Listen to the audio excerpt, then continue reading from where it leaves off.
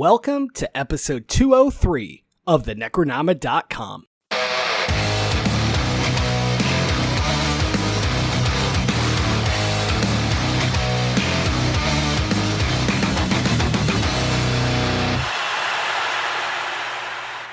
I am James Sabata, horror author, screenwriter, co-host of the podcast you're listening to right now, and I wish I could get sucked into the TV and get out of here. Unless they're going to put me on the news, that wouldn't help me at all. And I am Don Guillory, author, historian, educator, co-host of the podcast that you're listening to. And who needs 1950s nostalgia when you can just be in 2023 Alabama, Georgia, Mississippi, Texas, Florida, North Dakota, South Dakota, Wyoming, Kentucky, Tennessee, Virginia, both Carolinas, Arkansas, Oklahoma, and of course, Arizona. I see how this episode's going to go already. Let me just apologize to our guest. Tim Meyer is here today. I don't know how to follow that up. You don't have to. It'll be all right. Just ignore him. That's what I do. No, man. Tell our listeners a bit about yourself. I know you were here once before, but it's been a while. So, my name's Tim Meyer. I am an author of mostly horror novels, but I also write like some sci-fi, fantasy, and mystery thrillers, as well as dabble in a little bit of screenwriting. Other than that, I watch way too many movies and probably read too many comic books and probably play too many video games. So all of those things. Nice. So you have a new book coming out very, very soon. I had the pure joy of reading it, and I don't want to say too much because I feel like if I start in on this, I'm going to ruin it. But legitimately, and anybody who listens to this knows I don't talk about books unless I've actually read them. So, you know, when I say I loved your book, I mean, I really, really did. And when you suggested doing Pleasantville, I was like, oh my God, that's amazing together. So I'm excited. But yeah, tell everybody a bit about it and when it comes out and where to grab it. Absolutely. Well, first of all, thank you for your kind words in your blurb. I really appreciate that. Yeah, it's called Lacuna's Point. It's out August 2nd from Darklit Press, and it will be available everywhere. It's basically about a town that eats people. That's it. That's my pitch. That's my pitch for it. That's beautiful. I love it. Yeah. That's a really succinct version. I like that a lot. Yes. I don't want to give too much away. Well, we'll probably get into it when we start talking about Pleasantville because there's some good parallels. Oh, absolutely. No, but I legitimately I was trying to write down like a quick summary and what I wanted to say, and I was like, everything I do, I don't want to give this away. So I'm glad that you also summed it up in one sentence. That's amazing. Yeah, it's definitely one of those less is more type. Oh, yeah. The less you know about it going in, the better off you probably are. I can't even tell you how difficult this probably is for James because he is spoiler king. That's why I was like, I'm not saying anything. He's sitting there like that meme of the kid with the veins coming out in his forehead. He's like, I want to say something so bad. I'm already like looking at the similarities going, oh yeah, and this. Anyway, let's move on before I screw things up. So you picked Pleasantville, and I did, why? Yeah. What was it about Pleasantville that made you want to talk about it? Well, mainly because of the new novel coming out, and like I said, there are some parallels. But so a little bit of an expanded description of Lacuna's Point. It's basically about a group of people who get trapped in a town that's kind of trapped in the past. And Pleasantville is the story of two kids who get trapped in a television program that is trapped in the past. So sort of some similarities there. So that's why I chose it. But also it's a crazy good movie that has a lot going on in it. Lots of philosophy stuff going there, some social commentary. I know it's not quite a horror movie because you guys I would argue that it movies, is. Yeah. But it's got such like a Twilight Zone vibe to it that it kind of qualifies, I think. Absolutely. No, that was going to be my argument. Yeah, go ahead. I'm probably going to reiterate whatever you're going to say, James. I guess preemptively reiterate it because to make the argument that this is not a horror film is completely disingenuous for anybody who watches and say, "Oh, it's a campy little No, this is fucking horrific. Because if you look at it from the 1950s, and we'll get more deeper into this, but I look at this as an historian and I see the 1950s, and there's a great meme that somebody was passing around. It had Marilyn Monroe and it said 1950s nostalgia. And then there was a black woman like 3 feet away from her. And it's like everybody else thinking about the 1950s or everything else that's going on in the 1950s. And just that veneer that we have, or that facade that we have about the 1950s of it was rock and roll and it was fun and drag racing and all this other stuff. And then when you really get down into what it was, I mean, this film perfectly captures how you start to pull that curtain back and you start to see the paranoia that develops, this idea of routine, this idea of a standard, this idea of social norms and mores that have to be adhered to, or else all hell is going to break loose. And the whole idea that you can't be who you want to be. And if you are, that is somehow going to upset everybody else in society. So you're stuck having to be somebody you don't want to be. Absolutely. That's perfect. I would also add in, I mean, these people are kidnapped. They have no way to reach anybody. I was gonna say, like, I was like, I totally forgot like the method of how they got sucked into the television show, and like they straight up kidnapped. Like that guy straight up like kidnapped them. Oh, Don Knotts is the perfect character for this. Yeah. I forgot how much I loved him as a kid until I watched this and was like, that like Don Knotts was always, it almost felt like the Don Knotts wasn't playing a character. It felt as though the directors are like, I want Don Knotts to come in here and just be himself. So he was like that version of Nick Cage. Yeah. But I think he read the script beforehand. No, I told my wife we were doing this episode, and she was like, but that's not horror. And I was like, if you change the soundtrack to this movie, it becomes horror really, really fast. Yeah. But James, I'm going to say, for you, maybe the soundtrack has to change. For me, I'm watching it. I'm terrified. Nice. No, I also told her, I was like, anyone who doesn't want to argue that this is horror hasn't been watching the news. But yeah, so True.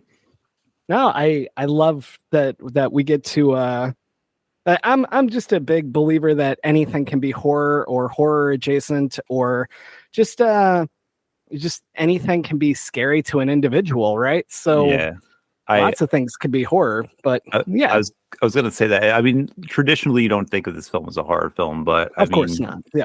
Anything with the right perspective on it can be horrifying. So, absolutely. Don, it wasn't originally going to be Don Knotts. It was going to be Dick Van Dyke. Oh, still, I feel as it would have worked. It would have worked. I think it would have, but I think Don Knotts is actually a better choice. And I almost never argue against Dick Van Dyke. And when you inevitably ask me what movie, what TV show I would go back to, Dick Van Dyke's going to be one of my two choices. So there's your spoiler. Damn, and that's one of my questions. I've been doing this too long. Let me ask that question now before we get sucked into the TV and getting sucked into the TV show. James thinks he knows my answer, and he's going to be dead wrong.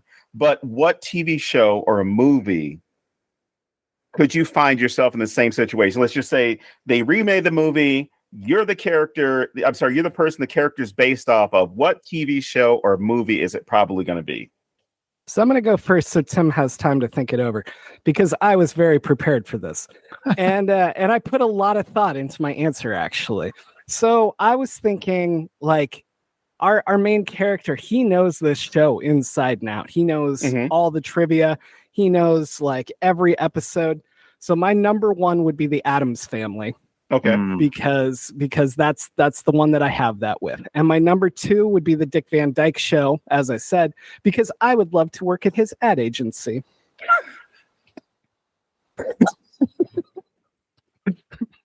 All right, Tim, do you have an answer?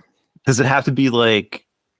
It could be anything. It can be any show. No, you do, because we look at I mean, if you look at the 80s and the 90s, right, there was this romanticization of the 50s and 60s. So late 80s, well, I should say all through the 80s, early 90s, it was 1950s, but then you started to have that switch that where around 93, 94, where there was more of a nostalgia towards the 60s, where you had the bohemian clothing, you had bell bottoms coming back for a little bit. You had, grunge was basically, not to offend any grunge people, because I am one. Grunge was basically what you saw with, the free love music as far as acid rock and stuff like that, to be comparable with that period of the 60s. So it doesn't have to be that. I mean, looking at your childhood as far as whatever TV show or even adulthood, a TV show that you would look at and say like, damn, this would be the one. I mean, if I'm going just any show ever, like my all-time favorite show that I probably know the most would be Lost. Like, I feel like I would kill it on that island. Okay.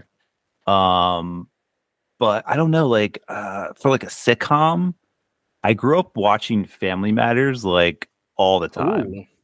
And like that was like one of my favorite shows ever. And I feel like I would be awesome on that show as like a neighbor or an adopted Winslow. Just as long as you don't have a Robo version of you and a Bruce Lee version of you. Oh man. I'm rethinking my answer solely. Like, those are the ones I think I would get sucked into. But if you went with the show I actually know the absolute most, it would be MASH. And I do not want to be in MASH. So I'm going to stick with my original answers. But now I'm terrified of my answer.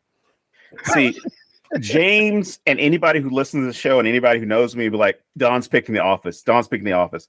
No, I'm not. Because if we've ever had this conversation, which I've had this conversation with James, I've had it with my wife, had it with a couple other people, even on social media, I'm like, I would not want to be on that show. I mean, I would not want that show to be my life, because watching it is funny because you live vicariously through all the sexual harassment, the racism, the homophobia, and all that stuff that's there, because they make light of it. They show you how uncomfortable a work situation. It's cringe comedy. I know so much about that show, where if it were a trivia contest, I probably place pretty well. I'm not going to say I would win, but I would place probably pretty well. So in the same case as like Tobey Maguire's character, I would be looking forward to, that trivia. I'm going to win that $1,000. You're not going to take this from me. I know all these things. But if I'm looking at a period of my life that is overly romanticized, it's the 1980s. And whether we're talking about movies that have come out recently, TV series, or even some fashion that has come out, I look at the 80s and like, that was a hellscape of like cocaine, Reagan, AIDS, and just and wood paneling, and cigarettes for that matter, because everybody was smoking back then. I honestly think, as far as a show that I would do okay on, that I wouldn't necessarily have a problem with being on, it would probably be Saved by the Bell, because that went from the 80s into the 90s. Nice. And I would constantly confront Zach about everything.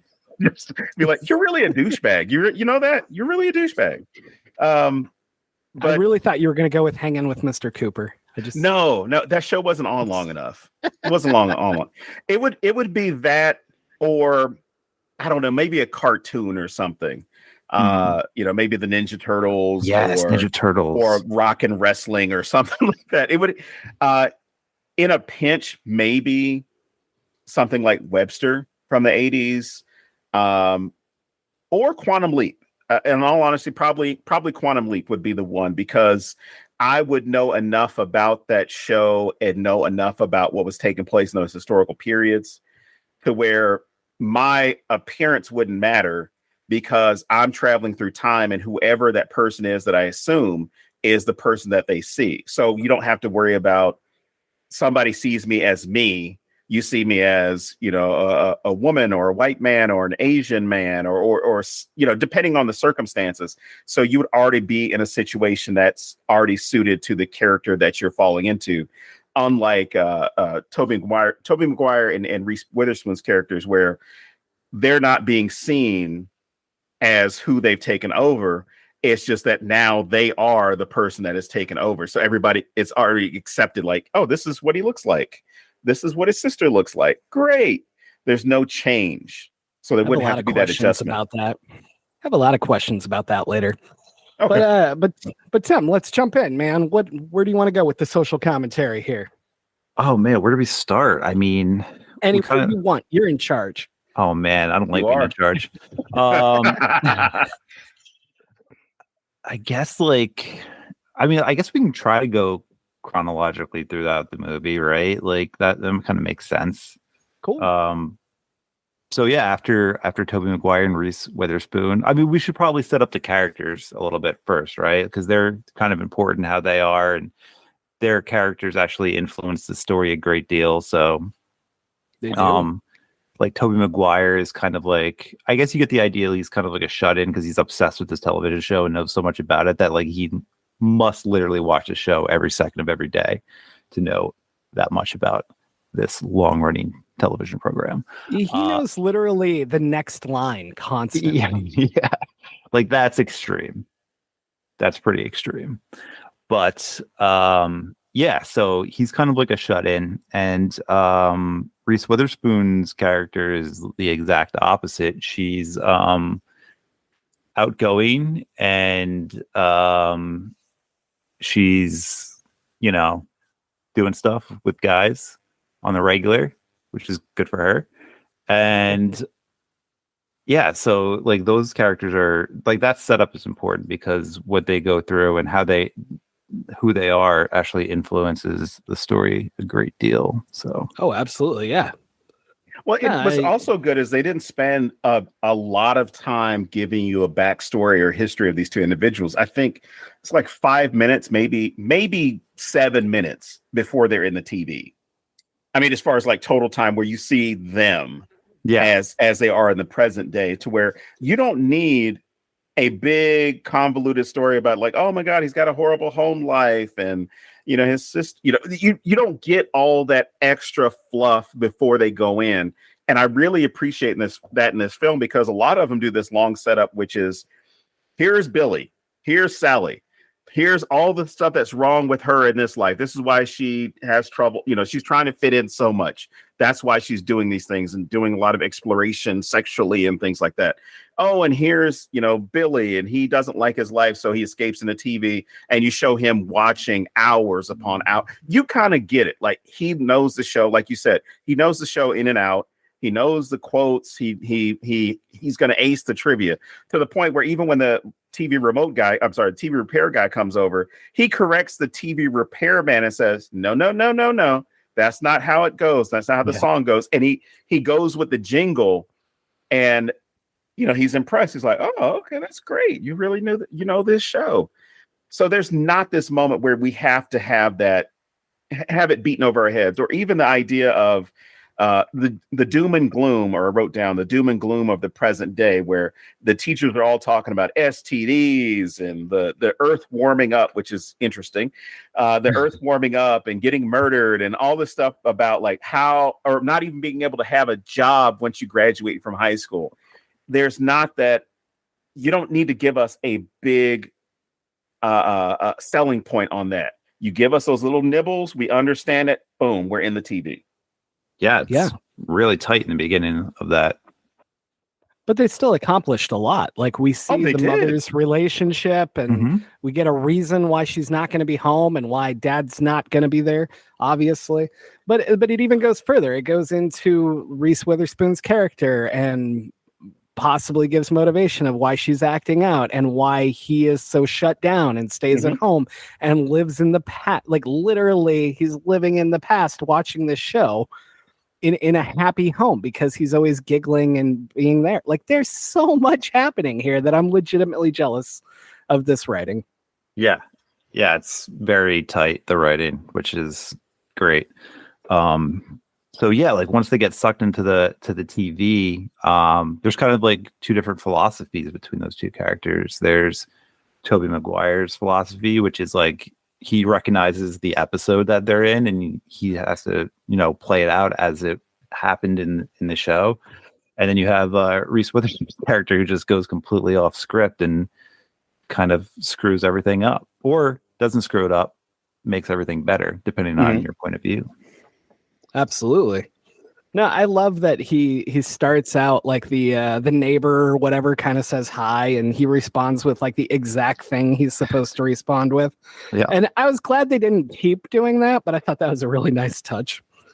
But like that in itself becomes social commentary because we have this like unwritten code of the things we're supposed to say and the way that these interactions work, right? And I noticed it a lot recently. I've been paying attention more to these things. And I think it's fascinating how, like, there's this ongoing thing that I always laugh at where when you meet somebody, everyone goes, "How you doing? How you doing?" Nobody fucking answers it.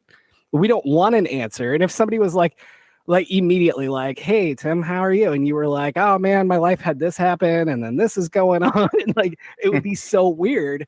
But we Just all had to put my dog understand. down. Yeah, but we all understand this script that we're following for no reason at all.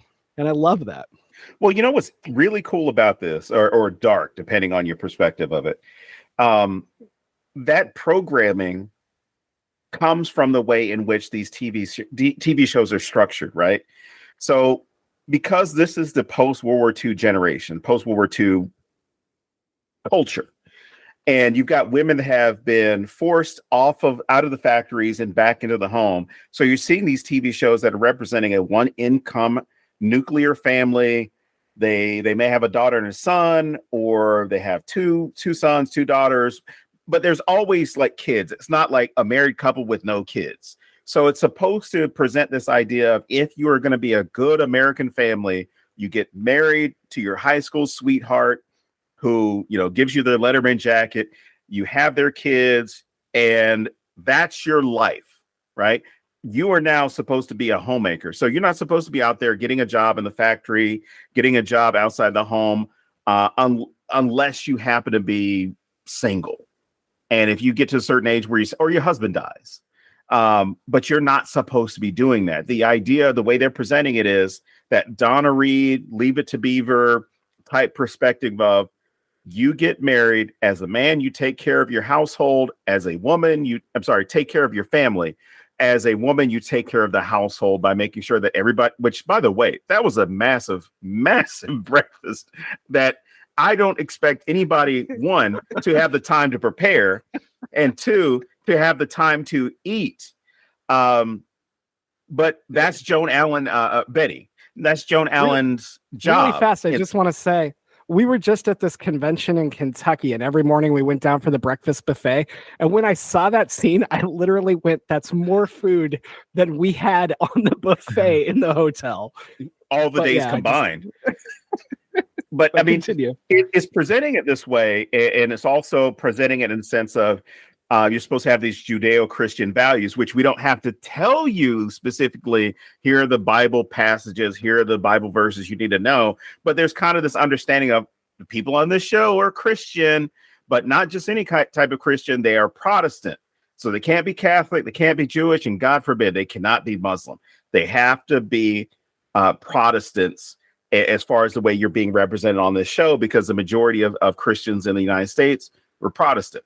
1950s, there's this boom in films that are presenting religious messages, and then even with the film itself, the film industry as well as television, it's about reinforcing what that ideal family is supposed to look like. You're living in the suburbs. You've got the white picket fence. You have the milkman that's making his delivery for you.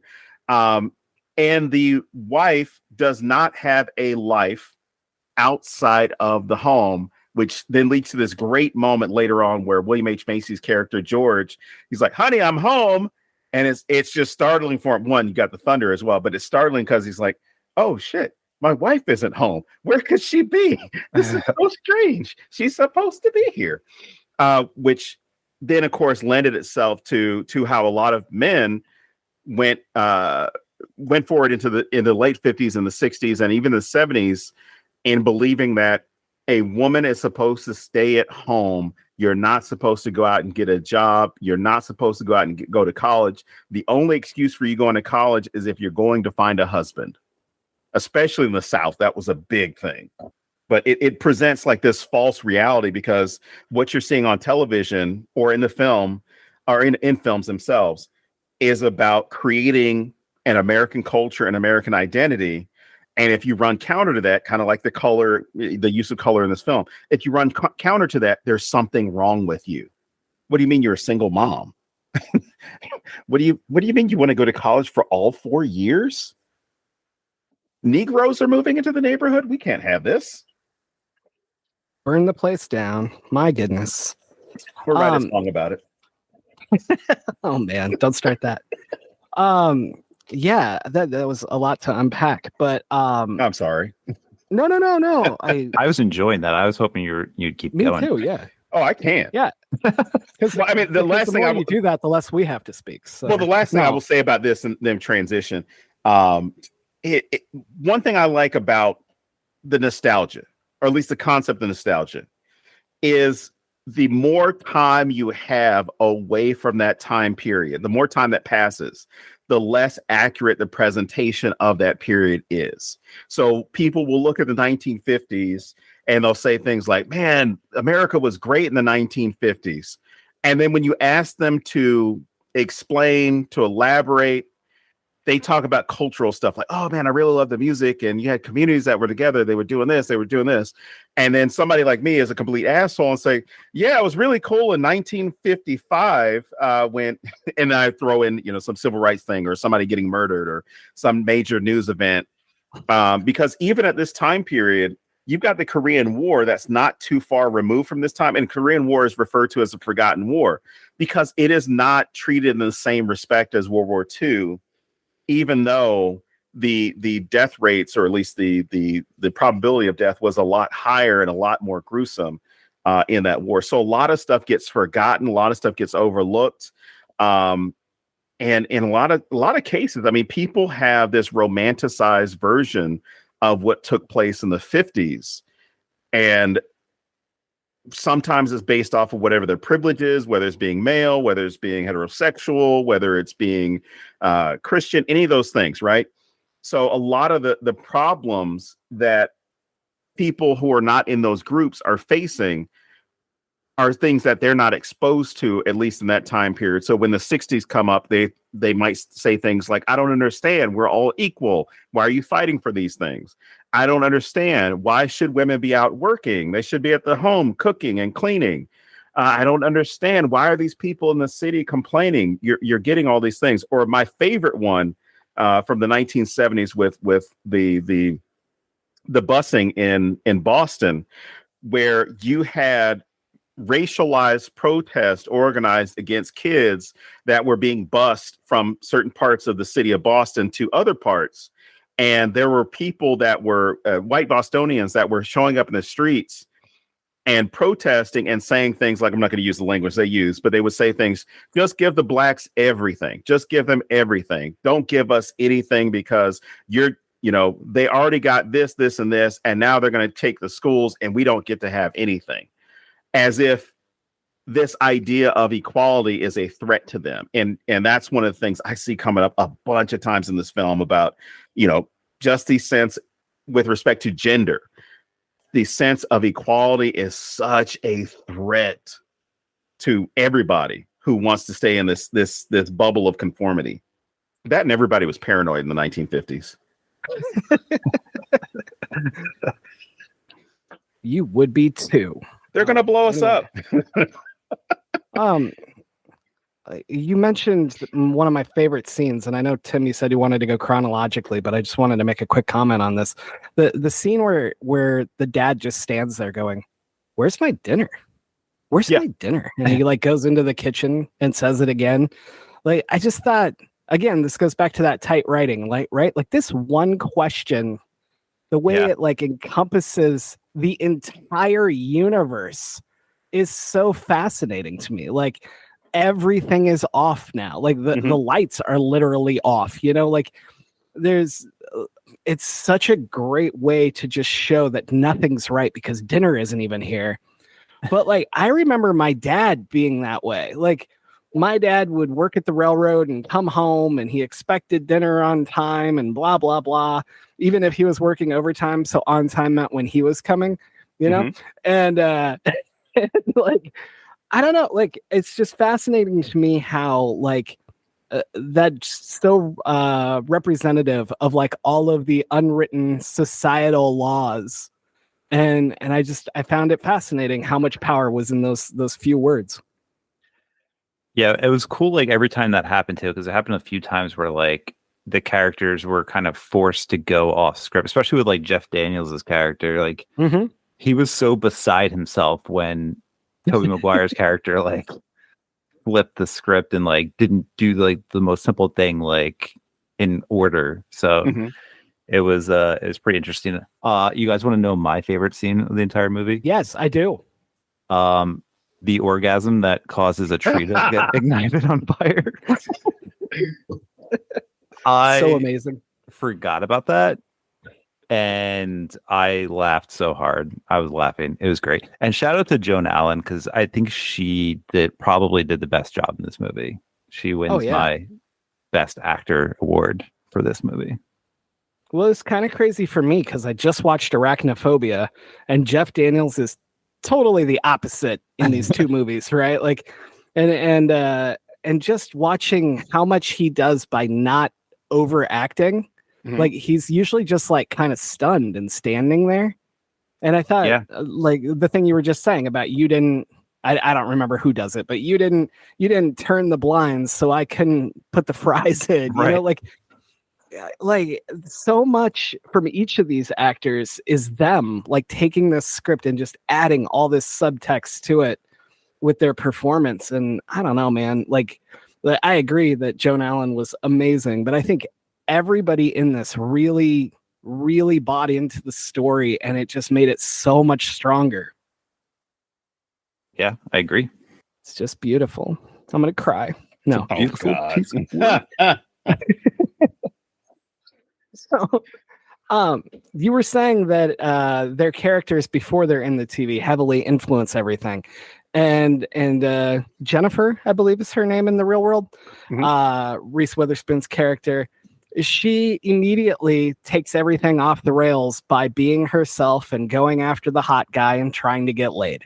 And I love how she doesn't know what to do. She's in this strange place, so I'm going to fall back on the only thing I know, which is the absolute antithesis of this place.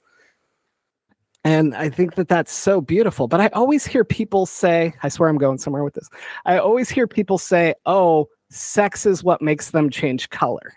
And no, it's not. It's about, yeah, absolutely. I mean, we all know that. But like, it's that finding a different party. Lots of people go online. I don't know if you know about commenters. I don't do that. I don't do that online thing. I don't know if you've heard of commenters, but they're not the brightest. But so every time I see that, it just bothers me so much because I'm like, yes, in the beginning, that's it. But it's about, this whole like just waking up into a different view of the world or a different piece of yourself. And I love that it starts this way. I think it's not necessarily like changing your view. I think for me, it was more about being your true self. Right. Yeah. Okay. Because like now we're going to skip to the end of the movie. Sorry. But like even the villain, like when he's kind of like starts taking charge and in that courtroom scene when he eventually does come into color, like he just like flies off the rail and then is a total asshole. And that's what makes him change colors, is that he's just letting that out. So, it's like, for me, it's kind of like that whatever you're suppressing because of what society is dictating that how you should behave and how you should feel. Once you change that part of yourself is like when they start to change over. So that was I was gonna say, even the argument with sex, right? Paul Walker's experience with Reese Witherspoon's character, it doesn't make him change color. So when people are like, it's sex, I'm like, you're looking for the low hanging fruit when that tree is not bearing fruit. And what it was with Joan Allen's character, it was sexual freedom. And I love, because I think probably if I watched this movie with my mom 25 years ago when this movie came out, if I'd watched it with her, I would have been ridiculously uncomfortable, not just with the bathtub scene, but with the scene in which Jennifer has the talks with Betty and says, "Oh yeah, what happens at Lover's Lane?" She's like, "Oh, this happens.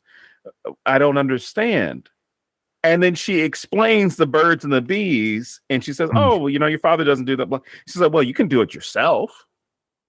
And just from that moment of like sexual liberation, individual liberation, that idea that I can do something that I'm not supposed to do according to somebody else's rules. Even with the bed thing, since we're talking about sex, even with the bed issue, like when they first start showing those scenes of Pleasantville in the beginning of the film, and Tobey Maguire's character David is watching it, and I laugh at the twin beds next to each other because that was a TV device. Now there were some families that had separate beds because the husband may have to get up earlier, or I should say the wife was getting up earlier to make sure that food and everything was ready for her husband when he got up to go to work, and the kids and everything like that. So he got to sleep in.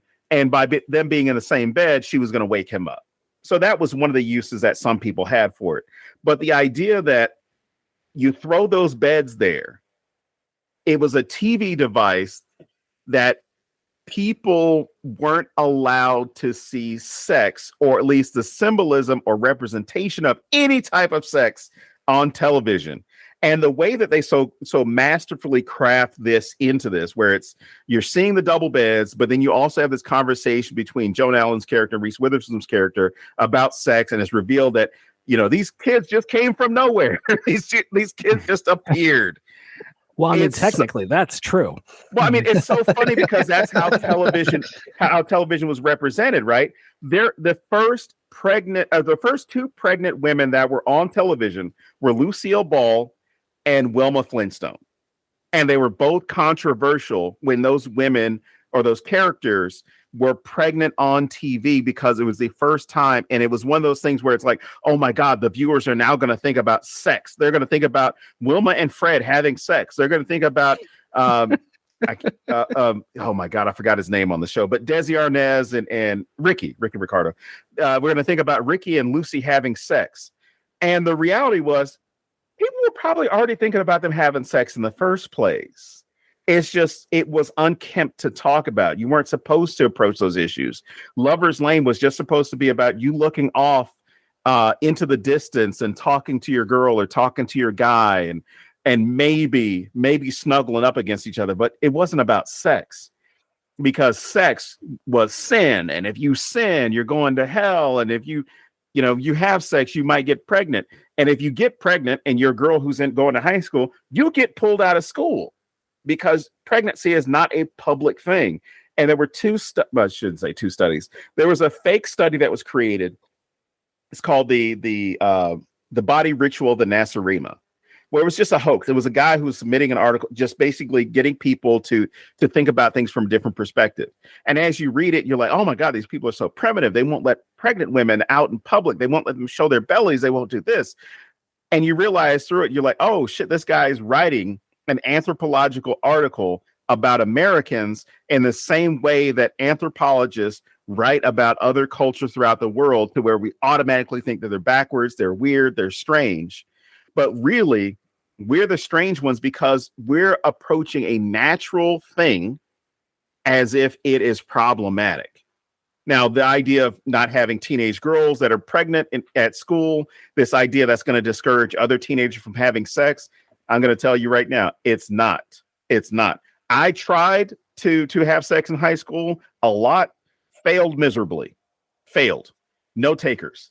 So the idea that, there are a lot of other things that are going to stop you from having sex. It's not going to be, oh my God, there's girls pregnant, because there were a lot of pregnant kids at my school when I was in high school. And the other one was I can't remember the name of the magazine, but it was like the rules for a good wife's guide to to a happy household or something, and it listed all the things that you're supposed to do as a woman to please your man. There were no guides for men that were generally accepted. There were no guides for men about how to make your wife happy or how to ensure that you have a happy home. The understanding, as you see in the film, as you see in the film's representation of 1950s television, it is you go to work, damn your happiness. You go to work, you work this job for 20, 25 years, you got your pension, you retire, you make enough money to where you can go on vacations, do stuff. Your way of taking care of your family is financial. It is nothing else. It is not, caring about their needs, caring about their mental well-being or anything like that.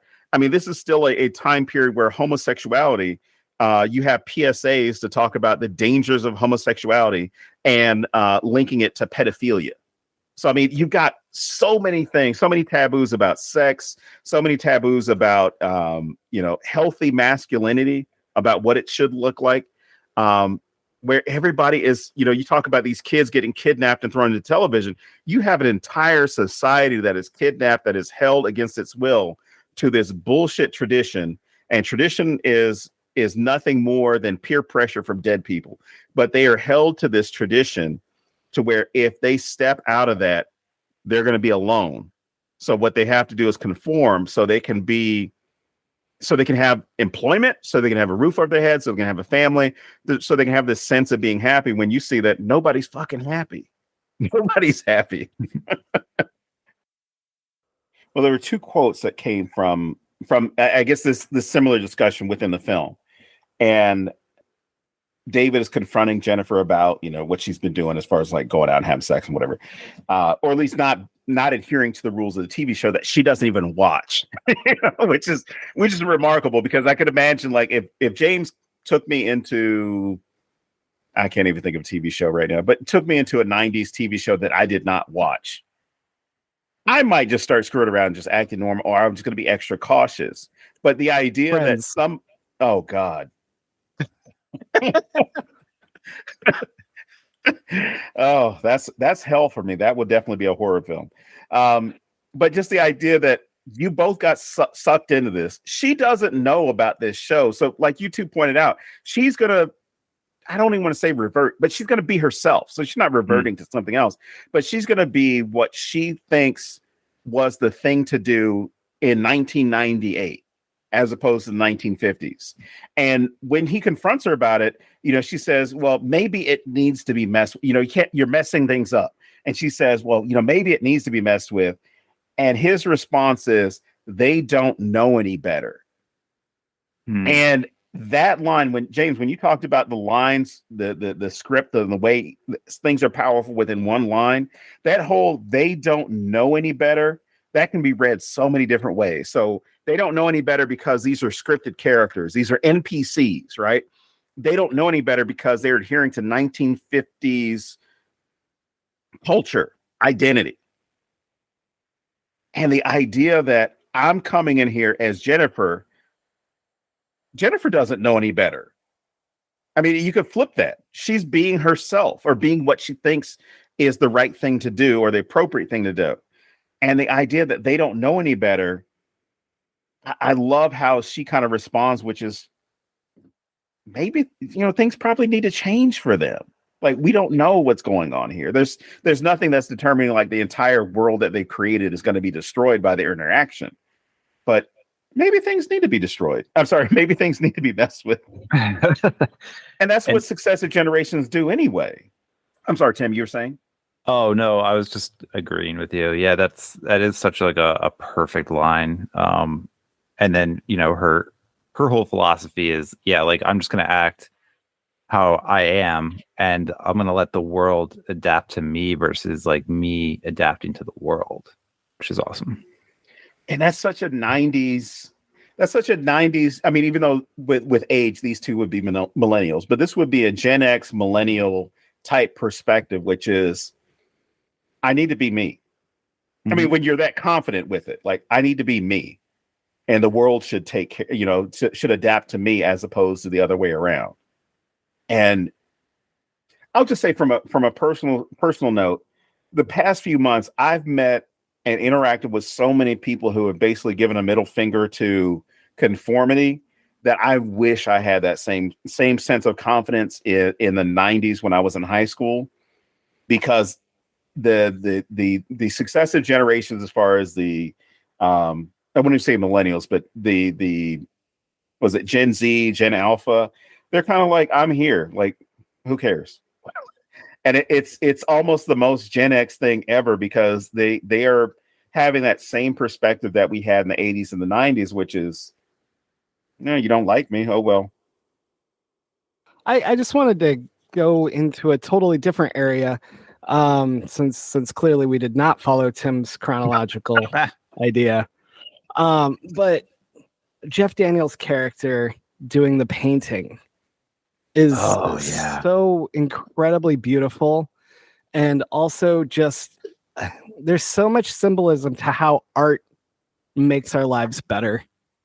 And obviously we're living in a time where some people don't agree with that.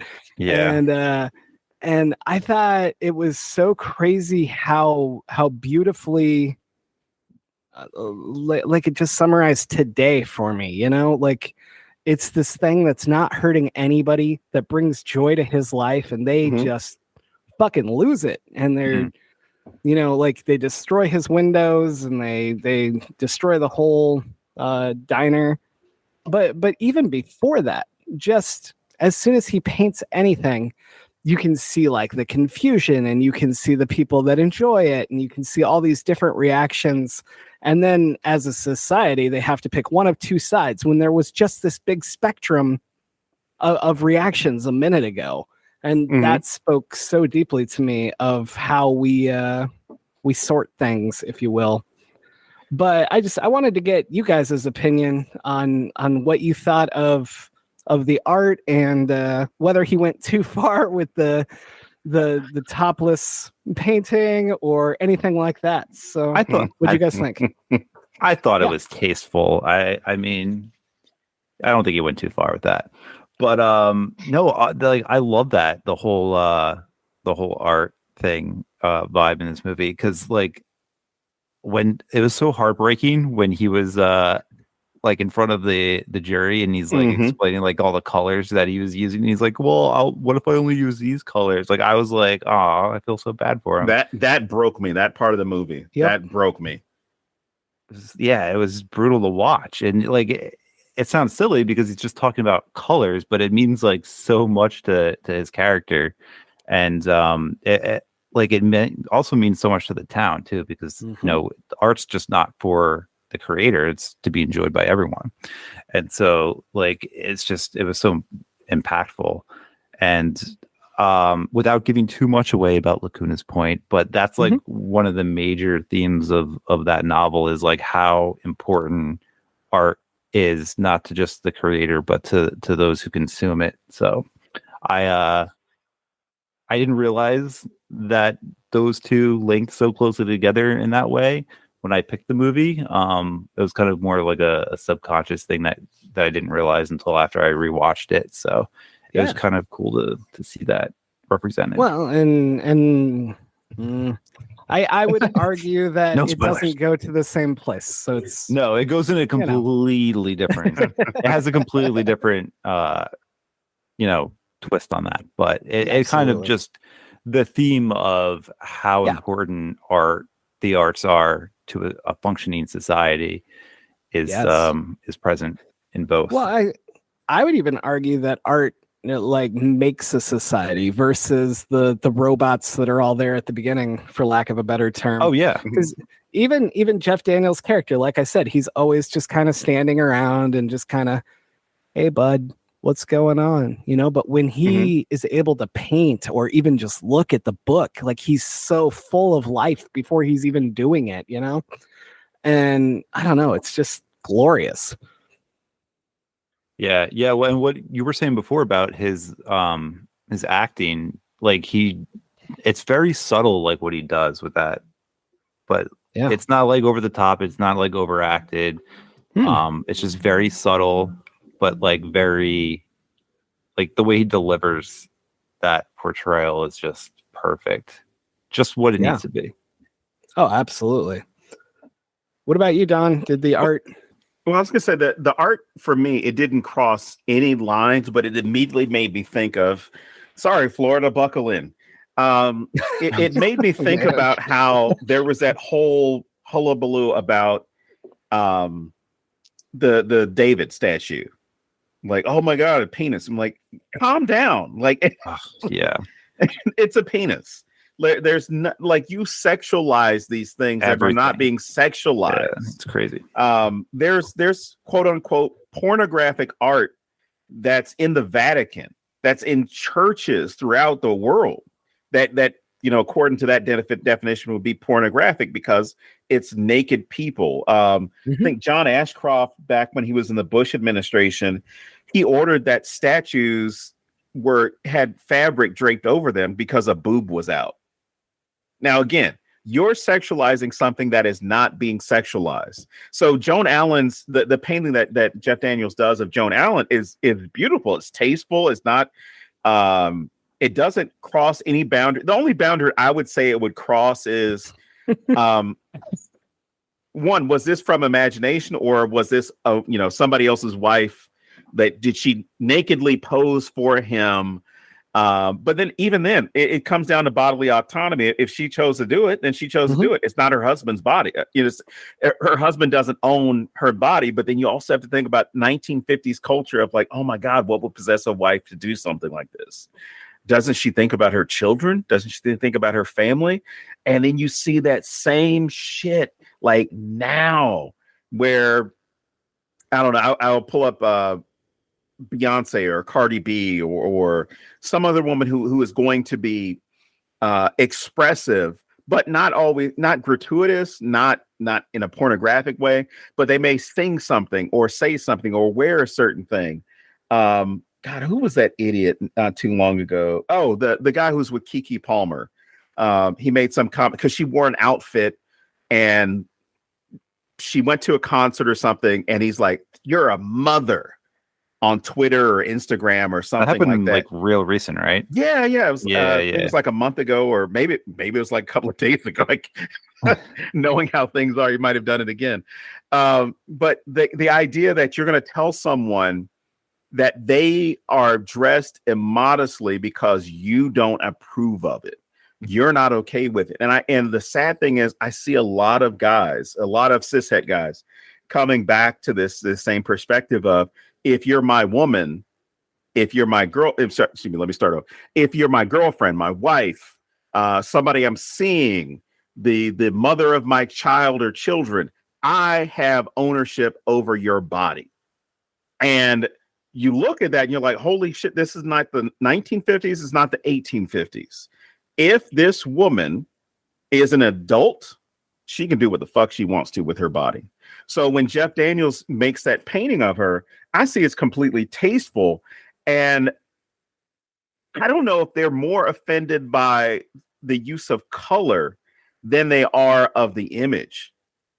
And that's what tripped me out, was whether it was really the use of the color, because even in that trial that they have, which Kafka would just, have a field day with, when they have that trial, it's you painted using this color, this color, this color, this color, this color, this color, this color, but there's no mention of like what the subject was, what the painting was, and they're referring to. Interesting. I didn't even notice that. Yeah. I kept waiting. I was going to say like, and you had Betty's boobs out for everybody to see. I was waiting. I'm like, it didn't come up. So I wasn't sure if they were complaining about the original mural that they destroyed that was on the glass, or the mural that they put up on the wall to really go into it, in which, not even beyond the art. I know I'm answering this a long way to a short question, but the idea that once they started remembering what was in the books and the book pages started filling in, because the books in all the library were blank. But as those pages started filling in, the people who were threatened were burning the books. They started burning the books because this was a threat to their way of life. This was a threat to their identity, and it was going to make more people question things. So, I mean, again, this movie ages so well. I take that back. This movie doesn't age at all. It would be if you released it today, the complaint that somebody would have, Ben Shapiro, Charlie Kirk, whatever that other guy who wants his wife to be a traditional wife, they would use the W word. They would say, this movie is woke. I can't believe they did that. Oh, they're making fun of our values. They're doing this. Go see this other movie that's weirdly supported by QAnon people. Those they would like go after this movie with every bit of energy that they have and completely miss the point of the movie is about freedom. The movie is about expressing yourself. The movie is about breaking away from conformity and actually creating and establishing your own identity and determining your own happiness. Like, I can't think of a better message than that. So 2 quick notes. Number 1, I would like to know what kind of cleaning supplies he's using in the diner before I eat at that counter again. And secondly, I would absolutely love to read this version of Huckleberry Finn, because knowing that Reese Witherspoon's character wrote the first half, I feel like that book got really fun, and I would love to know what she put in there. Well, you know what? I don't even think it's an issue of she misremembered. I think it's an issue of that she remembered what the book was about, and so everything started getting filled in. You know, so whatever it is, this cosmic thing that's pulling stuff is kind of like, oh shit, she remembered Tom. It was Huckleberry Finn or Tom Sawyer. I can't remember which one. It's Tom Sawyer, right? It's Huckleberry. Yeah, it was Huckleberry Finn. It's like, she remembered Huckleberry Finn. Boom, let's go ahead and fill in those pages. And the same thing with I think it was D.H. Lawrence's. Oh my God, I can't remember the name of the book, but the D.H. Lawrence book that she was reading. Like, somebody else had to remember that because that was a book that she hadn't read. And she admits, she's like, oh, Huckleberry Finn, that's the only book I ever read. Or that's the only book I read. But I didn't read the whole book. And of course, Tobey Maguire's character, David, as soon as he's like, oh, yeah, I remember this book. And boom, those pages start filling in. See, I was wondering if it writes whatever she remembers, which would be more fun. Off. That would be more fun, you know. Think how many books we could sell if they just wrote themselves like that. That'd be great. My God. I think people are planning on doing that pretty soon. Oh, that's right. Could you imagine? You just enter a prompt in your head, and then the book writes itself and uploads itself to Kindle Unlimited, and then you use another thought process to read the pages. Oh wait, that's real. Sorry. Oh wait, that's happening in real life right now. See, now it's become full horror. Yes, go ahead. I gotta ask you too, because it's staring at me on my notes. Oh my. The whole thing about the firefighters, I couldn't stop laughing. Same. I mean, initially when it's like, oh, the firefighters are getting the cat out of the tree, and then when Joan Allen's character has the orgasm and the tree catches on fire, Toby's like, fire, like yelling out in the street, and then he nobody is doing anything. They just start staring at the fire because it's new, it's a spectacle, it's something different. Gets to the fire station, he's like, hey guys, fire.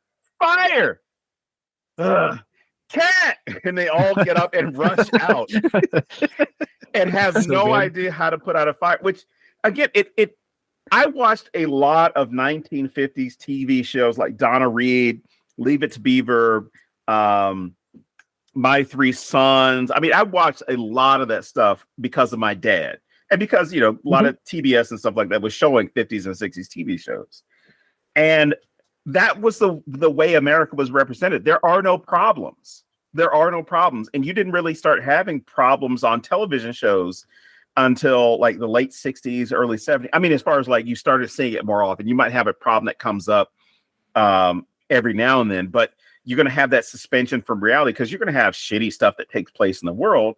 But if you're coming to us for escape, why do we need to show you people getting killed or the war, especially during the 60s? Why do we need to show you the war? We need to show you people having fun and enjoying themselves. But what did the two of you think about that whole interaction of fire is now, it's not destructive because it's not burning down a building. It's just a tree that burst into flames, and all these people are sitting around watching. Well, first of all, I need to figure out how to set a tree on fire with an orgasm. That would be pretty sick. But I mean, yeah, I mean, it's what do I think about it? I think it's an interesting kind of perspective about like what you said. You know, they're just conditioned to not have any issues, and the fact that there is something major like a fire, even if it's not like a building or something, it's just a tree. They still just don't know how to react to it. Mm-hmm. And I feel like that's also kind of where Tobey Maguire's character kind of starts to change a little bit too.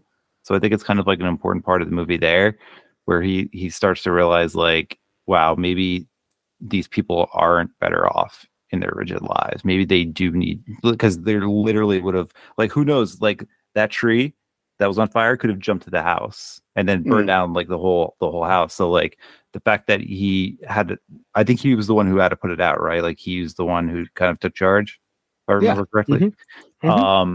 And so like he kind of realizes there, like, hey, these people are kind of in trouble if something does happen to them. They're not equipped to deal with real world problems. So I thought it was kind of a cool turning point in the film. I don't know if that answers your question, but no. I mean that's perfectly perfectly takes it. I love the symbolism of everything. Like, not only do they not know what to do with a fire, they wouldn't know what to do with an orgasm.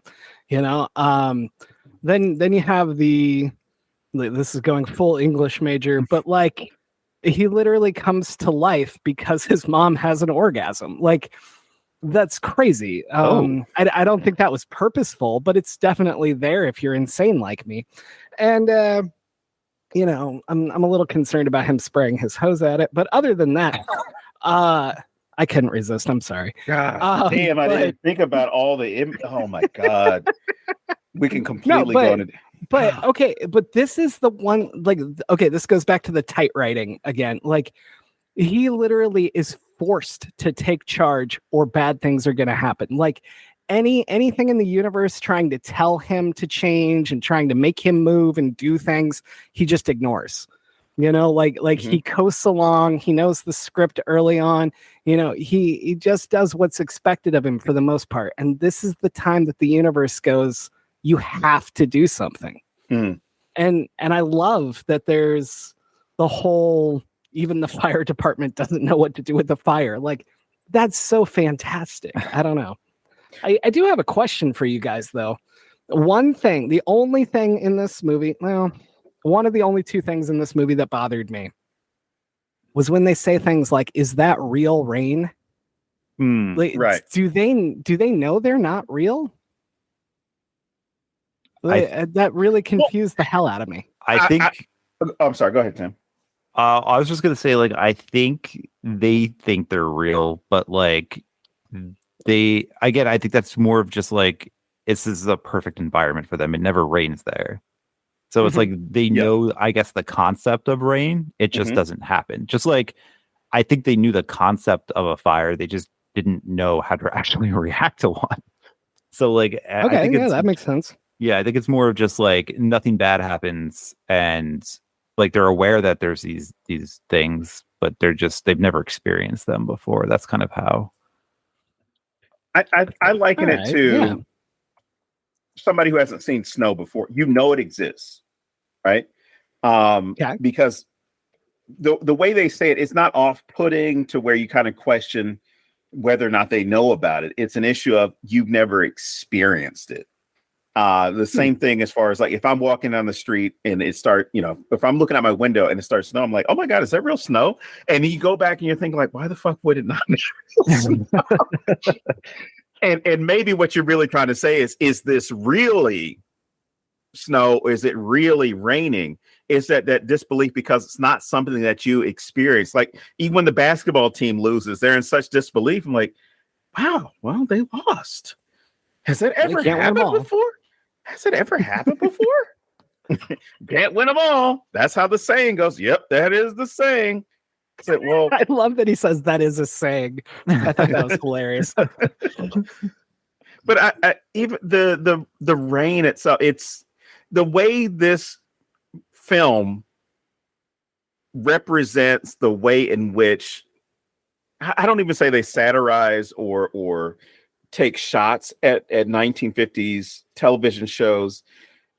I think it's the way in which we digested them, the way we consumed them, and in some cases we never noticed those things. Like there's never a baby that's born on any of those shows. I think the closest is when you have things that take place in the late 50s, early 60s, or in the case of the Dick Van Dyke Show, the wrong baby is brought home. That's a great episode. You like me to recite every line? Oh, please don't. I'm not racist. I once had a black baby. So that would have been a great thing to add on that show. God.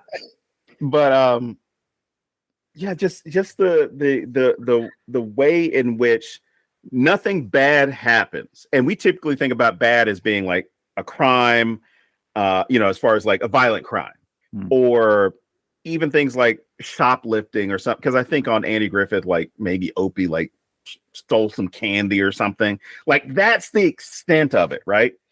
But even on shows like Andy Griffith, because I remember these two things distinctly.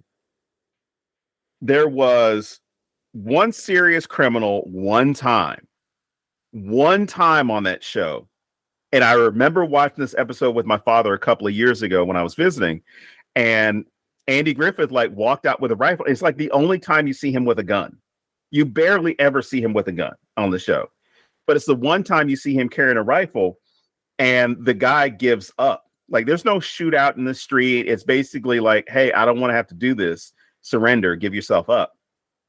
Other than that, the crime consists of Otis, the town drunk, and when Jack Nicholson, a young Jack Nicholson, is on the show and he's speeding through Mayberry. Like other than that, there's virtually no crime in this place.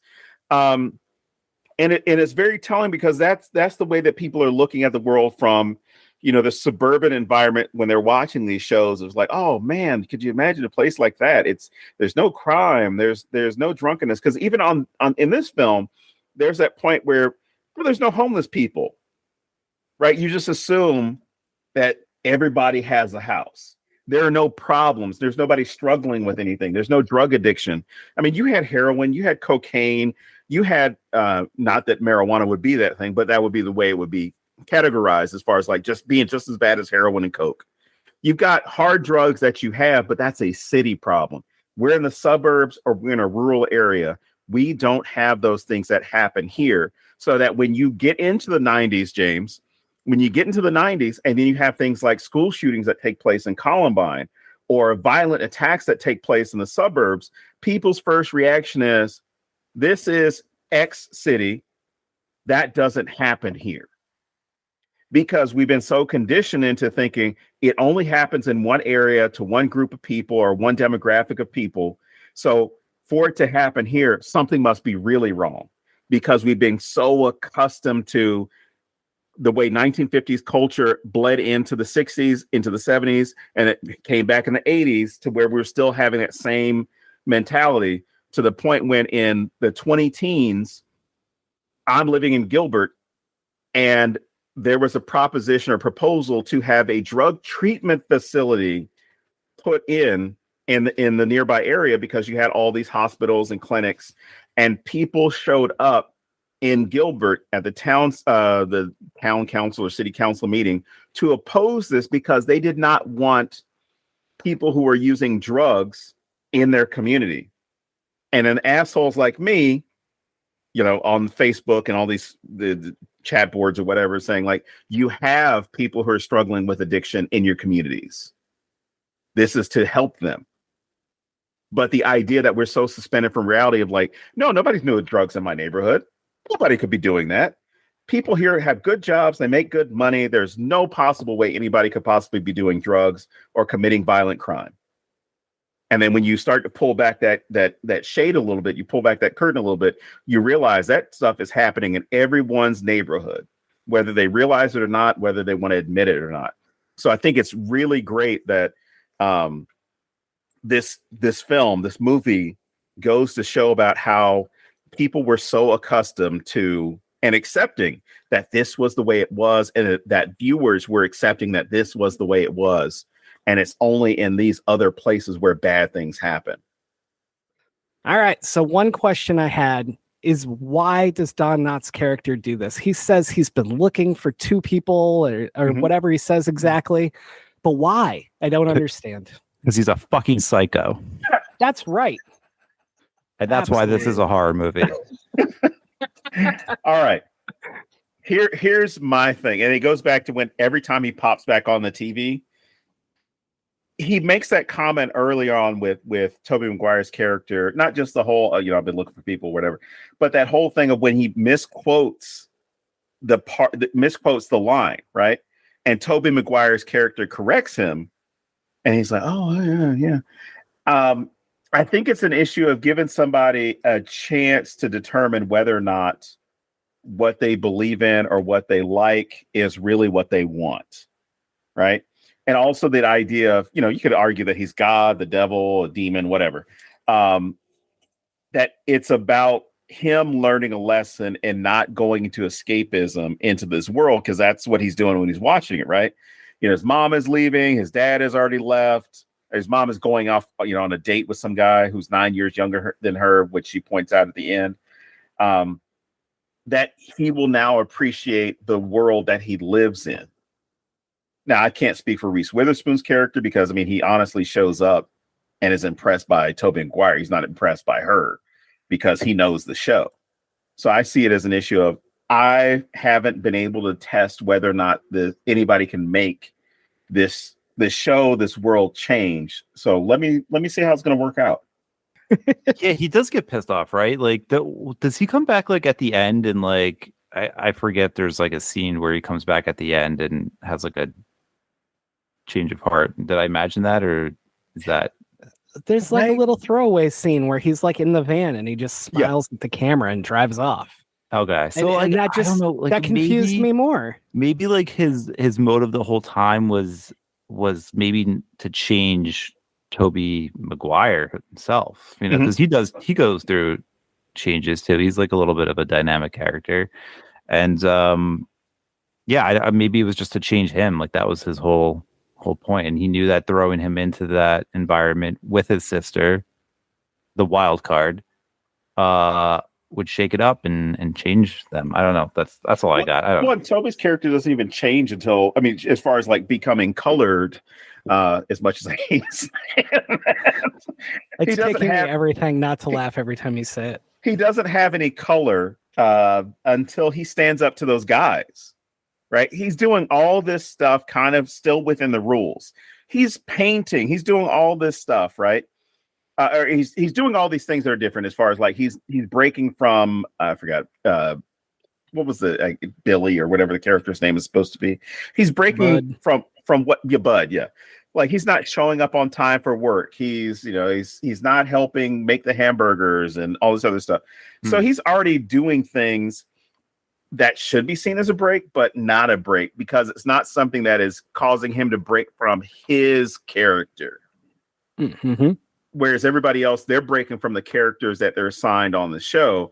He has to break from who he is. Mm-hmm. So maybe this is a test, kind of like the Wizard of Oz or kind of like those George Burns movies. I forgot what they were called, but Oh God, You Devil. Like those movies where it's like, I'm going to give you a test. You don't know it's necessarily a test, but I'm going to give you a test to see exactly how you do. And that was one of the reasons why I threw in Defending Your Life, because the whole purpose of the film was to get this guy to do something that he wouldn't have normally done in his life, which he's always running away from danger. Like he's known as a coward. Like when they go through all of his past lives, they're like, oh, here you are. You were a hunter. And they show him like running away from a lion.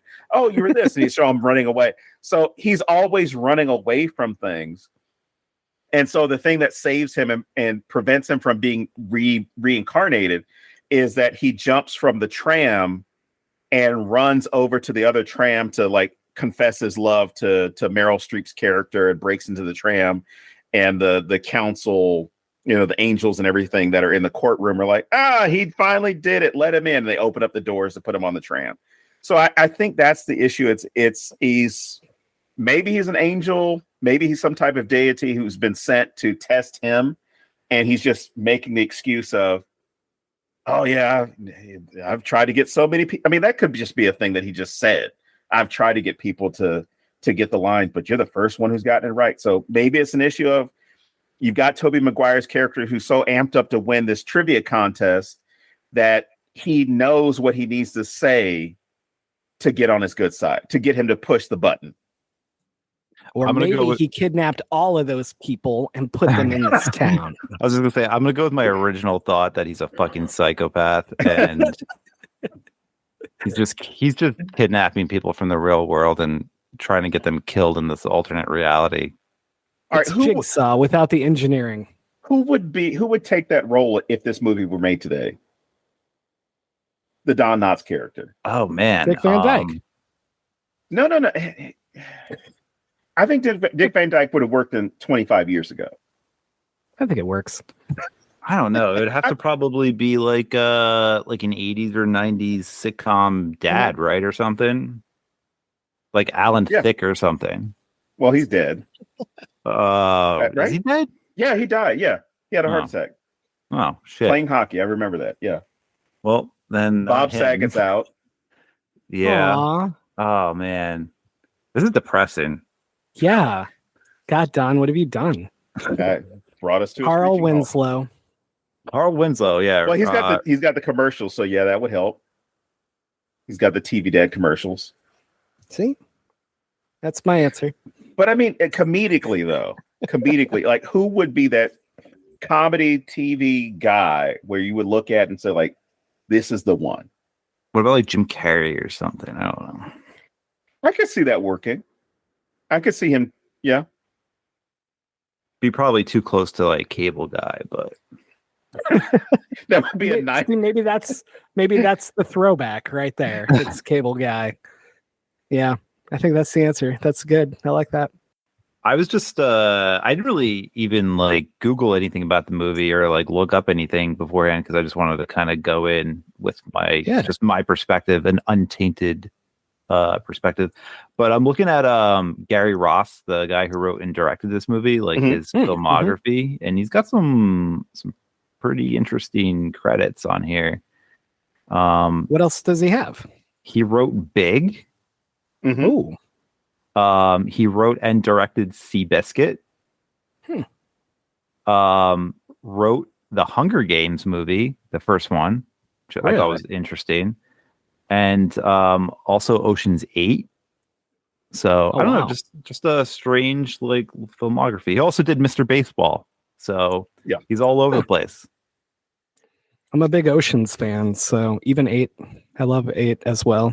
I thought 8 was pretty good, actually. I thought it was clever. Oh yeah, no, I do. And I have friends who are Oceans fans, but then they're like, "Oh, I don't like 8." And I'm like, "Nah, I don't think that's your issue. I don't think it's bad writing." We know what it is. Well, yeah, I'm glad you brought that up because that I did in my notes. I had the male gaze versus the female gaze as far as the way in which even Joan Allen's character and William H. Macy's character are looking at things as far as like what they can actually see as being beautiful, important. And you're seeing it from that 1950s lens, but then you also get that male and female gaze from Reese Witherspoon and Tobey Maguire in this, as far as like what is important, where Tobey Maguire's thing is like, no, we must conform. We must do, we have to, we can't disrupt anything. And her gaze combined with the time period is no. I mean, this is a post-women's lib teenager. This is a post-Roe teenager. So she's looking at it as like, my body, my choice, I should be able to, be assertive with men. To go back earlier to the film, to make a comparison. I'm sorry, James, but I'm going to do it. To make a comparison with the film Back to the Future, where Lorraine in the 1980s is telling her kids, or her daughter more specifically, actually she's telling Marty as well, oh, girls shouldn't be calling boys. That's not the way it was done. when I was your age, we didn't call boys or sit in a parked car with boys or do any of these things. But then when you go to the 1950s, you're like, what the fuck? She was doing that stuff. Yeah. You know, you have this time gap that spreads where you're like, I didn't do any of that stuff. And you have somebody who has to remind you of it, right? So what she's doing, she's parroting what people were saying about women. You're not supposed to do these things because if you do these things, you're a bad girl. You want to be a good girl. Whereas Reese Witherspoon's character, she's already seen this. She's already heard this probably from her parents about, or if she has, like what a girl's supposed to do, what they're not supposed to do, but then also getting that feedback from her friends about what they should and shouldn't be doing. She goes up and talks to the guy, before they get sucked into TV. She goes up and talks to him. And then when she goes into the 50s, goes into Pleasantville, she approaches Paul Walker's character. And then, of course, they go out to Lover's Lane and she jumps his bones. And there's this great moment. There's this great awkward teenage moment where he's like, oh, I don't know what's happening to me. I don't know. There's something wrong with me. There's something wrong with me. And she's like, I know what to do with it. And I cracked up because I'm thinking about, one, how funny this would be to be perceived in the 1950s of, here is a sexually assertive woman, as opposed to, I'm going to get married to the first guy I meet, or married to my high school sweetheart, because I have to get out of the house. I have to have some security. I have to do whatever. Right. Because if I don't, no one is going to marry me because I'm going to be too old, or they're going to have questions about my orientation, or just send me away somewhere. But I just love how you get that different perspective where Tobey Maguire, because he's a male, because he's cishet male, represented or coded as a cishet male, his concept is, this is good, everything's fine, everything's cool here, we don't need to disrupt anything. And she looks at it and says, no, this is not acceptable, and I'm not going to adhere to these rules. I love that part. I was thinking about that while I was watching. I was like, this movie would not be as effective, or it wouldn't work at all if like their characters had been swapped. Like if Tobey Maguire had been like, sexually assertive, like it would not have worked on any level. And the fact that, Reese Witherspoon's character is like that, it just like makes the whole movie. It's got to make her moves, man. Got to make her moves. This also leads into the other thing I don't like about the film, though. Okay. So just a quick runner up. I thought a couple things were way too on the nose, like literally having a sign that says no coloreds, and eating an apple from a tree that's given to you by a woman. But aside from that, the thing I don't like is the ending for Reese's character. I don't like that she stays behind. I think that she came into this like it's like so in charge of herself and so sexually liberated, and so I don't know, it's so weird to me that she stays behind. Also, this school, like, it just started existing like an hour ago, so I'm a little weirded out that she's going there. But and then I have questions like if she stayed, did everyone forget her? Like, how does Tobey Maguire explain this to all right Tom? I was thinking that. I was thinking. Hang on. Don, before you go off, no. I was agreeing. Like, just like, I have so many questions about this. Like, where did Bud and Mary Sue go? Like Bud comes back, and now Bud is with this not quite Mary Sue who's going to college, and like that's all so weird to me. And I have so many questions. This ending just sort of falls apart for me. But my big thing was just I feel like she went backwards. Like she embraced that world. And while that's great and it's a change for her, I don't personally like it. I kind of saw it as her, like, she helped create that world. So she feels like almost not responsible for it, but like she feels, I could think, more a part of it than she did the world that she left. It's kind of how I interpreted that. She is kind of a god, yes. Yeah, in a way. So, I mean, that's just kind of how I looked at that. But it was kind of an odd choice. Like when you kind of just look at it real quick, like, oh, why would she stay behind? Like her whole deal was trying to get out. But then, she changes at the end. She's gets more serious about her studies, and so I don't know, I think she just feels more connected to that world because she kind of helped create it.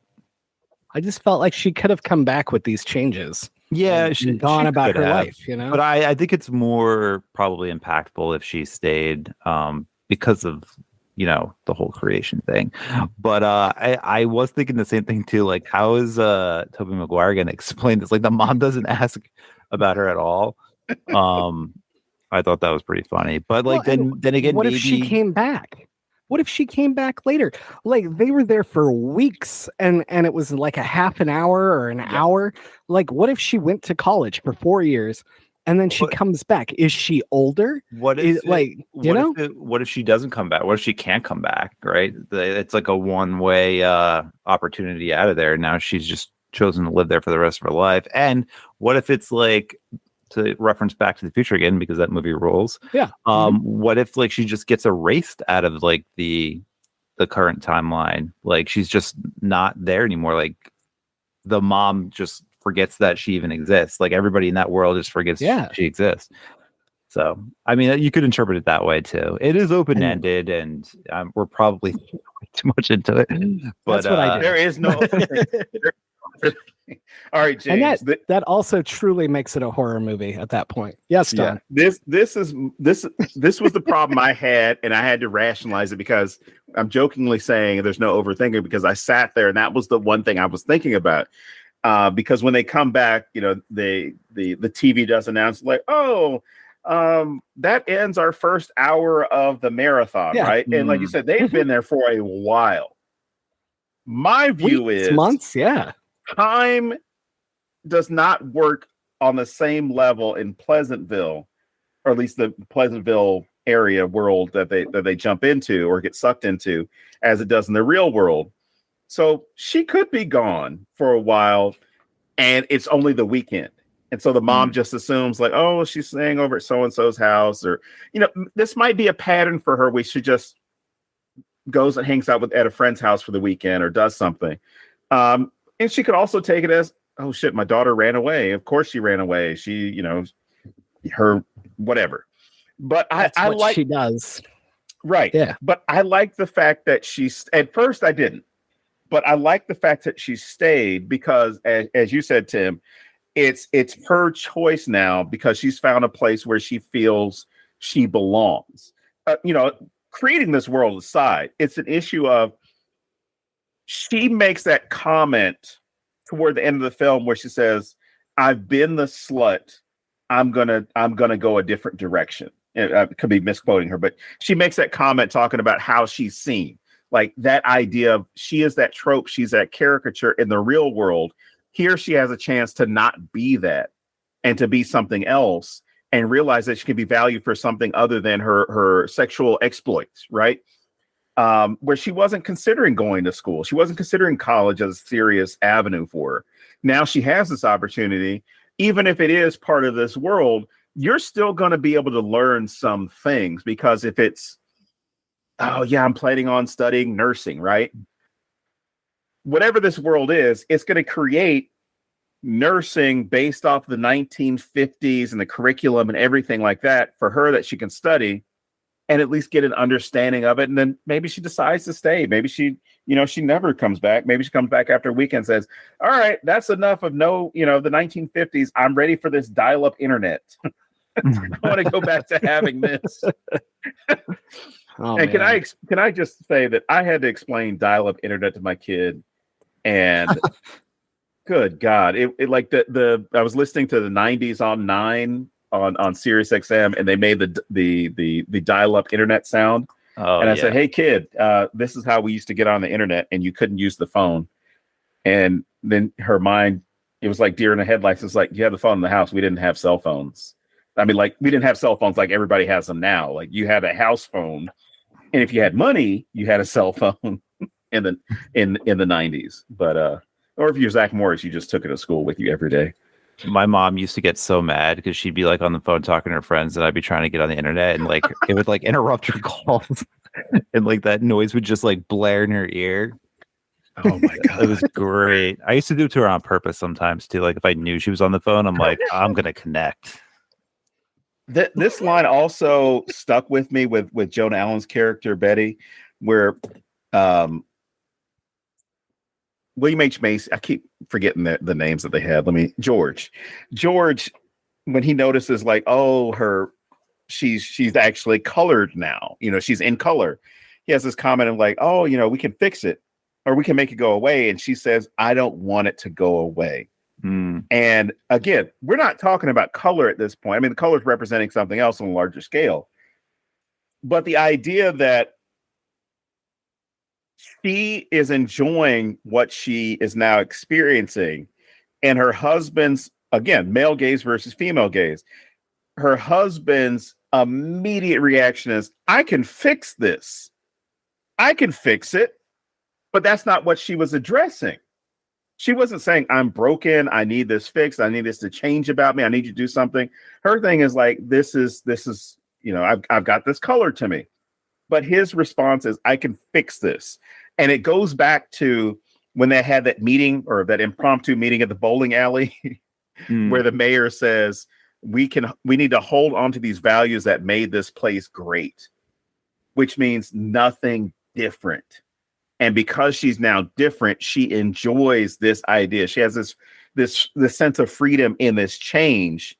And it's just so well done. Like I if I could rate this movie right now, 10 wouldn't be good enough, or 5 stars wouldn't be good enough, because I feel like this movie is underappreciated for what it is. Wow. I agree. Me too. More people need to love this movie. Well, the other thing is this, damn it. Those arguments that start coming up in City Hall or in the courtroom or whatever, when all these you have colored versus black and white, or Pleasantville 1 versus Pleasantville 2, and I'm just listening to all the people arguing, and she's like, "Oh, yeah, Mr. Miller's door is blue," and he's like, "It's always been blue." Yeah. and the idea that, how you have these moments where line. you know that something has always existed, right? Something has always existed in this state, in this matter, and someone points it out to you and says, hey, did you know that you have a shrub in front of your yard? And like, yeah, I've lived here for 5 years. It's always there. But because somebody else has a different perspective to it, or something is new, is different about it, that is now, a novelty. That's now something that we can go ahead and point at you and say something's wrong with you or something different. It's just like, it's like when you have friends who come out, right? And you have people who will be receptive to it, and then you have people who are going to be combative, or they're going to stand off about it. Your friend Bill comes out as gay, or you have somebody who comes out as lesbian or trans, and then you have people who immediately like, I don't want to be around them. Like, they've been gay the whole time. Like, why would you not want to be around them now? They've always been. You're just now aware of it. They're just now aware of it, as far as like being secure enough to come out about it. And I mean, there's so many things that can be thrown into this. So, Tim, do you have anything that you want to relate back to the book with this? Because I know we kind of skipped around, and I didn't know if there was anything that we missed that you really wanted to hit. No, I mean, again, like I don't want to give too much away about the book, but definitely the art, the theme of art, and the importance of art in society is definitely huge. But also, going to a place that's very stuck in the past and has a lot of 1950s aesthetic, and that kind of like culture definitely has a lot to do with Lacuna's Point. So it was kind of weird watching it and being like, oh wow, subconsciously probably drew a lot of inspiration from this movie. So it was pretty cool. Had that happen. Look at the upside, though. This is a great movie. It's not like you pulled from some absolute terrible piece of crap, It's and it's not, like I said, it goes no. It goes in a completely Absolutely different direction, and the themes are a lot different, and things happen in this novel that would never happen in Pleasantville. So I love that. I also think you had a lot to say about societal expectations versus the individual, and I'll leave it at that. But there's a lot going on there, and people should check out the book. I really loved it. It comes out August 2nd. That's this week, because today is July 31st. Why would we lie about that? And I don't know. Why would we lie about that? But tell people where they can find you online and all that good stuff. I am pretty much on every social media platform, Twitter, Facebook, Instagram. I'm even on TikTok and doing the TikTok thing. Trying to, I guess. I don't know. I don't know what the hell I'm doing. Just don't become an AI NPC. No, I'm not going to do that. But yeah, I'm pretty much everywhere, so you can look me up. And yeah. Excellent. So normally we do movie recommendations, but we talked about it before the show, and Tim and I decided we would just kick back and let Don do 9,482 movies. Oh, you have one. You have actually one. Like I kind of came up with a couple as we were. I feel like I have to do one now, so I'm going to cut that. All right, cool. So let's do movie recs, and I'll move it. No, back. leave it in, James. Leave it in. Fine, I'll leave it in. I'll screw up everything because that's what I do. No, all right. What do you got for us, Tim? So I actually haven't seen this show, but it's a Marvel show that I haven't really watched a lot of them. I watched a lot of the Marvel movies, but I haven't watched a lot of the television programs on Disney Plus. But I saw a trailer for this show, and it kind of reminded me a little bit. But WandaVision, have you guys seen? Oh yeah, that was on my list. All right, so that's because like that has like the 19. That's kind of like the same thing. They're kind of trapped in like this 1950s show, right? And that's kind of the same idea. I don't know. I haven't seen it, but I just remember that from the trailer. Don, I've actually seen that one. Aren't you impressed? I'm very surprised. I'm shocked. Actually, I'm not impressed. I'm shocked. All right, go ahead, Tim. What else you got? The other thing I was thinking, and maybe it's because it came out like around the same time period, and which is why I was kind of thinking it, but like Truman Show. Oh yeah. So kind of like the same, not the same idea, but just the idea of like being in an environment that you aren't aware that you're a part of, kind of. It's kind of like the opposite perspective, right? It's kind of like the perspective from like the people inside the television show. So yeah, I don't know. I thought of that as we were going along. So I think that's it. That's all I got. Well, I still get out of this because my double feature was going to be the Truman Show. So Don, 9,700, and I don't know what number I said earlier, so we'll pretend I said it again. What do you got? This is definitely the most movie recommendations I have ever had for this show. I'm surprised James did not jump on Back to the Future. I threw it out there for him. He didn't do it. So here we go. Back to the Future, Cable Guy, Clueless, Blast from the Past, Peggy Sue Got Married, The Addams Family. This one is not a film or a TV show. This is a PSA that was put out in 1961, maybe 62. It's called Red Nightmare, and it's showing 1950s America and talking about how you can prevent, your neighborhood from becoming communist. But it's done in a Twilight Zone style. The film Election with Reese Witherspoon, 16 Candles, The Breakfast Club. I mentioned Quantum Leap, so I'll say that again. Fast Times at Ridgemont High, Defending Your Life, Click, the Adam Sandler classic, the masterpiece, the one that won all those Oscars. Big, the film with John Ritter, which again I think it's almost as if you mix Pleasantville and Click. It's called Stay Tuned. Being John Malkovich, Edward Scissorhands, American Graffiti, the entire Porky saga 1, 2, and 3. Big Fish, Ferris Bueller's Day Off, American Beauty, The Wizard of Oz, Watermelon Man, which one day we will cover this film. Someone will request it. And last but not least, Twilight Zone the movie. I noticed like a lot of those recommendations kind of came from like the mid late 90s, which is kind of crazy. Like they all have like the same kind of theme, like a theme back then. It's pretty cool. I mean, it seems like what's happening now, right? Like the 90s had this throwback to the 50s, well, the 80s and 90s, and now we're throwing back to the 80s, you know, like, I don't know. Someone did the math. Every like 30, 40 years, right? Yeah, and I forgot what the trend is called, but yeah, it's supposed to be like you have this moment where every 30 years or whatever the trends were 30 years ago start coming back. Because I remember in elementary school, we did a sock hop, which was, again, weird. But yeah, it's interesting to see how culture changes but stays the same, but we keep the romanticized version alive for pop culture. Indeed. Yeah. It happened with our Simpsons Treehouse of Horror episodes. Yeah.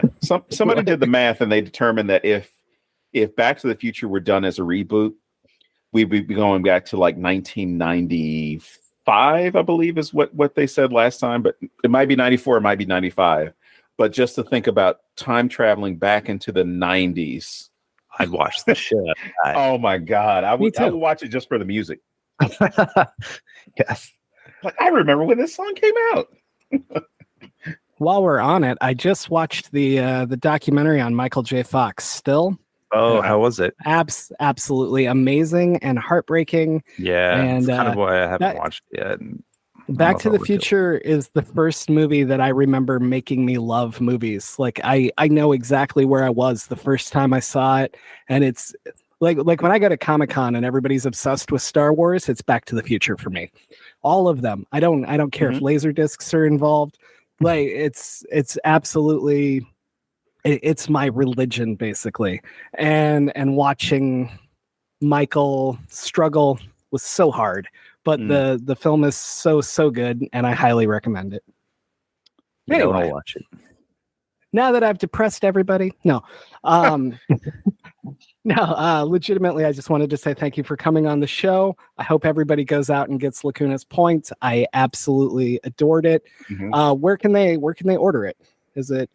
You can get it pretty much wherever books are sold. Amazon, Barnes and Noble, wherever. Perfect. So do it, people. Do it. Thanks for having me, guys. I had a lot of fun. Definitely. Absolutely. You're always welcome back. Indeed. All right. I suppose that wraps it up for another week. As always, I am James Sabata. And I'm Don Guillory, and I got to remind you, there is no right house. There is no right car. We'll see you next week here at thenecronama.com.